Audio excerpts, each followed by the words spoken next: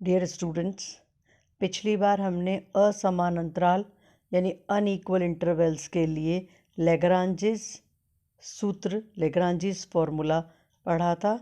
अब हम same unequal intervals के लिए न्यूटन डिवाइडेड डिफरेंस पढ़ने जा रहे हैं, जिसके लिए मैं पहले आपको डिवाइडेड डिफरेंस बताऊंगी क्या होता है। यदि हमारे पास y is equal to F X एक फंक्शन हो और x की values x0, x1, x2, xn हैं, जिनके कॉरस्पॉन्डिंग y की वैल्यू fx0, fx1, fxn है। यहाँ x0, x1, x2, xn जो वैल्यूज़ हैं वो उनके बीच के इंटरवल इक्वल नहीं है। तब फर्स्ट डिवाइडेड डिफरेंस x0 और x1 के लिए हम लिखते हैं fx0 x1 is equal to, ये जो मैंने ट्राइंगल लेके उसको बीच में से कट किया हुआ है, ये डिवाइडेड डिफरेंस का सिंबल है। तो divided difference at x0 x1 is equal to fx1 minus fx0 upon x1 minus x0। Obviously हम इसको लिख सकते हैं fx0 minus fx1 upon x0 minus x1, लेकिन हम एक ही तरीका रखेंगे। तो यदि हमने ये रखा है कि हम fx1 minus fx0 upon x1 minus x0, तो हर में हम यही यूज़ करेंगे, मतलब x1 बाद वाली टर्म पहले लिख रहे हैं। यदि हमारे को डिवाइडेड डिफरेंस x1 x2 पर निकालना है तो वो हो जाएगा divided difference fx1 x2 is equal to fx2 minus fx1 upon x2 minus x1। हम इसे कहेंगे फर्स्ट डिवाइडेड डिफरेंस। अब हम यदि सेकंड डिवाइडेड डिफरेंस निकालना चाहते हैं तो सेकंड डिवाइडेड डिफरेंस हो जाएगा f x0 x1 x2, और जिसको हम लिखते हैं divided difference fx0 x1 x2 नीचे, जैसा कि मैंने यहाँ लिख कर दिखाया हुआ है। This is equal to fx1 x2 minus fx0 x1 upon x2 minus x0। Similarly, fx1 x2 x3 is equal to fx2 x3 minus fx1 x2 upon x3 minus x2। ये जो मैं fx1 x2 या fx2 x3 use करी हूँ, ये first divided differences हैं। अब third divided difference हो जाएगा f x0 x1 x2 x3 f is equal to f x1 x2 x3 minus f x0 x1 x2 upon x3 minus x0। जो दोनों functions में कॉमन आता है वो छूट जाएगा डिनोमिनेटर में, और जैसे कि यहाँ पर x2 और x1 कॉमन आ रहा है तो रह जाएगा सिर्फ x3 माइनस x0। इसी प्रकार हम nth डिवाइडेड डिफरेंस की डेफिनेशन दे सकते हैं f of x0 x1 x2 xn is equal to पहले x1 x2 xn minus f of x0 x1 x2 xn minus 1 upon xn minus x0। एक मैंने टेबल बना करके और डिवाइडेड डिफरेंस पूरा समझा रखा है, और मैं उसके लिए आपको पहली जो कॉलम है वो मैं आपको बता देती हूँ। यहाँ x की वैल्यूज़ -4, -2, 0, 3, 5, 8 और कॉरस्पॉन्डिंग fx की वैल्यू दे रखी है -4, 3, 2, 0, -2 पर -240, 0 पर 0, 3 पर -120, 5 पर -1080 और 8 पर है 0। टेबल बनाने के लिए हमने फर्स्ट कॉलम में वही x की वैल्यूज़ लिखी हैं, सेकंड कॉलम में कॉरस्पॉन्डिंग fx की वैल्यूज़ लिखी हैं। जब फर्स्ट डिवाइडेड डिफरेंस निकालेंगे तो हम क्या करेंगे, -2 पर जो वैल्यू है -240 माइनस ऑफ माइनस, तो +4320 अपॉन -2 माइनस ऑफ -4, जो सॉल्व करने पर आ जाएगा 4080 अपॉन 2, दैट इज़ 2040। अब हम निकालेंगे फर्स्ट डिवाइडेड डिफरेंस -2 और 0 पर, तो 0 minus of -240 that is 240 upon 0 of -2 यानी +2, तो 240 अपॉन 120। जब हमें इसी तरीके से हम आगे की वैल्यूज़ निकाल लेंगे। जब हमें सेकंड डिवाइडेड डिफरेंस निकालना है तो हमारे पास अब ये आ चुका है f(x0) f(x1) f(x2) and so on. तो हमने पहली वैल्यू जब हमें फर्स्ट -4 -2 और 0 पर डिवाइडेड डिफरेंस सेकेंड ऑर्डर का निकालना है, तो ये हो जाएगा 120 - 2040 अपॉन 0 -4 यानी कि +4 और आ जाएगा -480। सिमिलरली -40 और -40 माइनस ऑफ -120, ये हो गया माइनस का 160 और डिनोमिनेटर में आ जाएगा 3 माइनस ऑफ -2 यानी कि प्लस के 5 एंड सो ऑन। इस प्रकार मैंने आपको ये पूरी डिवाइडेड डिफरेंस की टेबल बना के दिखा रखी है। एक थ्योरम है कि nth घात के बहुपद फलन का यानी nth डिग्री के पॉलिनोमल का nवां डिवाइडेड डिफरेंस सदैव एक कांस्टेंट होता है। जब हमने फर्स्ट चैप्टर पढ़ा था तो उसमें हमने कहा था कि n डिग्री के पॉलिनोमल का nth फॉरवर्ड डिफरेंस कांस्टेंट होता है। यहाँ हम पढ़ने जा रहे हैं nth डिवाइडेड डिफरेंस भी कांस्टेंट होता है। प्रूव करने के लिए हमने सपोज कर लिया कि फंक्शन है x⁴n, क्योंकि इसमें हमारे को डिवाइडेड डिफरेंस में काफ़ी कैलकुलेशन करनी पड़ती है, तो हम इस प्रूव करने के लिए हम फंक्शन ले रहे हैं x⁴n। तो फर्स्ट डिवाइडेड डिफरेंस मैंने मान लीजिए xr और xr+1 पर लिया है, तो ये हो जाएगा f(xr)(xr+1) आप अच्छी तरह से जानते हैं f(xr+1) minus f(xr) upon xr+1 minus xr। तो f(x) क्योंकि x की पावर n है, तो ये हो जाएगा xr+1n minus xr⁴n upon xr+1 minus xr। हम जैसे a की पावर n माइनस b की power n upon a minus b को जब खोलते हैं तो न्यूमरेटर में से a माइनस b कॉमन आके कट जाएगा और रह जाएगा a की पावर n-1 प्लस a की power n-2 into b plus a की पावर n-3 इंटू बी का स्क्वायर और लास्ट में आ जाएगा b की पावर n-1।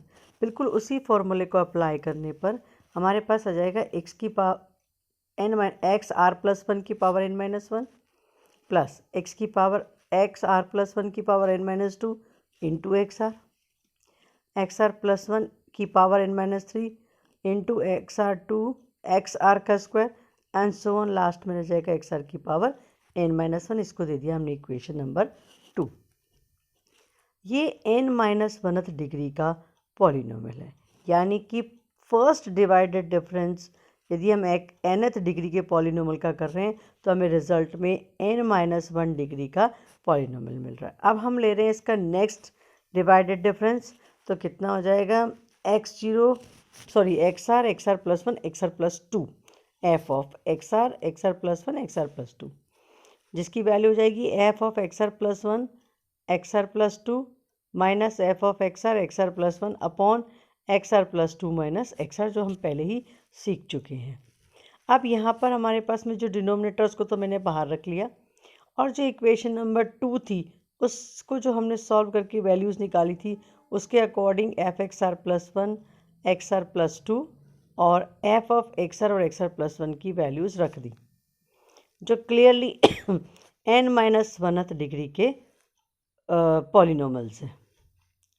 जब हम इन्हें सॉल्व करते हैं तो हमने क्या किया, denominator as it is xr+2 minus xr, पहले मैंने फर्स्ट इक्वेशन में खाली वैल्यूज़ रखी, सेकंड में मैंने क्या किया xr+2 की पावर n-1 और यहाँ से xr+1 की पावर n-1। नेक्स्ट टर्म में n-2 पावर्स वाले कलेक्ट कर लिए, थर्ड में n-3 को कलेक्ट कर लिया एंड सो ऑन। जब हम फर्स्ट टर्म को सॉल्व करेंगे अब की बार ये a की पावर n-1 प्लस b की पावर n-1 होगी और डिनोमिनेटर में a माइनस b है। जब हम इसे सॉल्व करेंगे तो हमारे पास a माइनस b तो कैंसिल हो जाएगा, टर्म जो रह जाएंगी वो रह जाएगी a की power n-2 into B, a की पावर n-3 इंटू बी का स्क्वायर एंड सो ऑन। अब यहाँ पर क्या होगा, xr+2n-1 माइनस xr n-1, जब हम इसको सिंप्लीफाई करेंगे तो xr+1 X R plus 2 minus X R हमने बाहर लिया, इसको तो कैंसिल कर दिया। अंदर जो बाकी की टर्म्स हैं वो भी हमारे पास n-2 कलेक्ट हो जाएंगी, n-3 की हम कलेक्ट कर लेंगे तो हमारे पास टर्म्स रह जाएंगी एक्स आर प्लस 2 की power n-2, x R plus 2 की power n-3 into x are, और आगे की टर्म्स हमारी आती चली जाएंगी। ये मैंने केवल फर्स्ट टर्म को खोला और आगे की टर्म्स हमारी आती चली जाएंगी। अब ये क्लियरली हमारे पास n-2 का पॉलिनॉमियल रह गया। इसका मतलब जब फर्स्ट डिवाइडेड डिफरेंस था nth डिग्री का पॉलिनॉमियल था तो n-1 डिग्री का पॉलिनॉमियल रह जाता है। जब n-1 डिग्री के पॉलिनॉमियल का डिवाइडेड डिफरेंस लेते तो n-2 डिग्री का पॉलिनॉमियल रह जाता है। इसका मतलब यदि nth डिग्री का पॉलिनॉमियल होगा तो वो एक कांस्टेंट होगा। इसको हम ऐसे आगे सॉल्व करते चले जाएंगे तो हमारे पास nth डिग्री का पॉलिनॉमियल एक कांस्टेंट होगा। अब हम पढ़ने जा रहे हैं न्यूटन का Newton's divided difference interpolation formula, Newton का विभाजित अंतर का अंतर्वेशन सूत्र। हमने अनइक्वल इंटरवल्स के लिए पहले लैग्रांजीज किया था, अब अनइक्वल इंटरवल्स के लिए हम न्यूटन का विभाजित अंतर सूत्र पढ़ रहे हैं। हम दोनों में से किसी को भी काम में ले सकते हैं यदि इंटरवल अनइक्वल है तो इंटरपोलेशन ज्ञात करना हो तो। हमें एक मान लीजिए n घात का बहुपद दे रखा है और उसमें हमारे पास x की values x0, x1, x2, xn के कॉरस्पॉन्डिंग, ये जो कि इनका इंटरवल इक्वल नहीं है, fx के मान fx0, fx1, fxn and so on है, sorry fx0, fx2 and so on fxn है।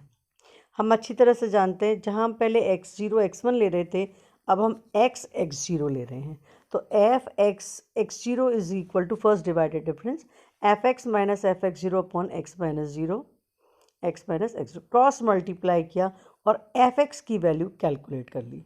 तो क्रॉस मल्टीप्लाई करके जब सॉल्व किया तो f(x) is equal to f(x0) plus x minus x0 minus f of sorry into f of x into x1 x0। फिर से बोल रही हूँ मैं, f of x is equal to f(x0) plus x minus x0 into f of x(x0).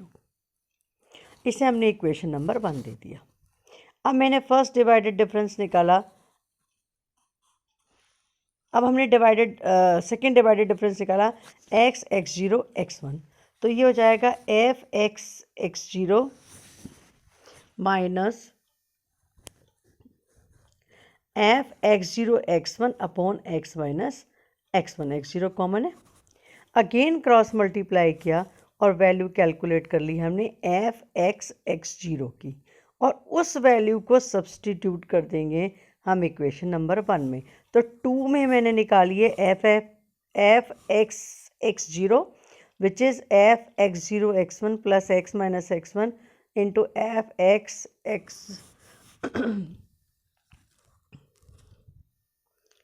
x0 x1 और इसको हमने दे दिया इक्वेशन नंबर 2। अब हमारे पास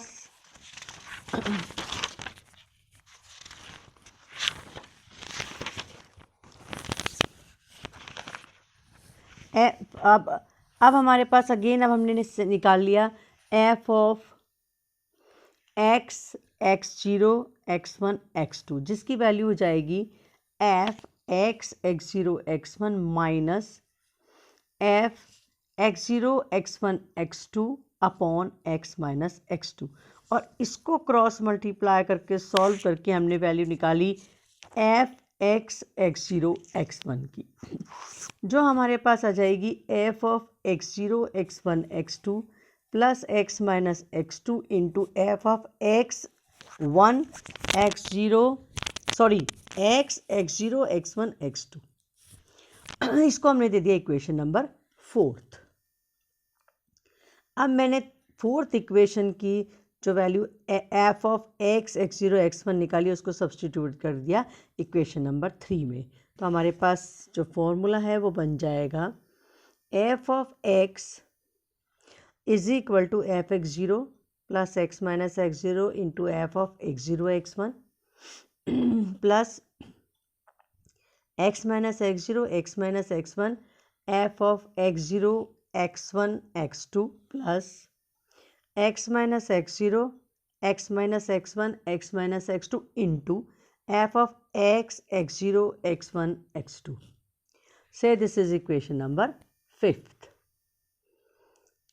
अब इस तरह से हम अपने इस प्रोसेस को कंटिन्यू करते चले जाएंगे तो हमारे पास टर्म्स आ जाएंगी f x is equal to F x zero plus x minus x zero f of x zero x one and last क्या आ जाएगा x minus x zero x minus x one x minus x n into f of x zero x one x two x n तक, जिसे मैंने 6th equation दिया है.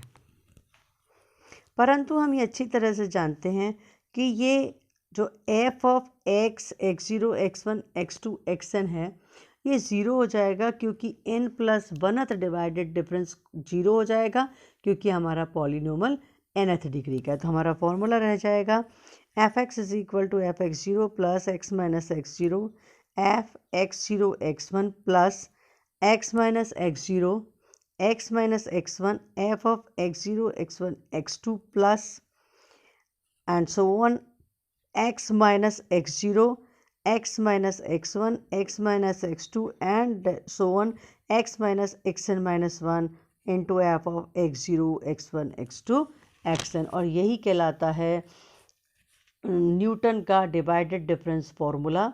और इसके क्वेश्चन से आपको ये सारी चीज़ें करनी आ जाएंगी कि हम किस तरीके से x0 x1 या डिवाइडेड डिफरेंस को यूज़ करते हैं, वो मैं आपको नेक्स्ट वीडियो में बताऊंगी.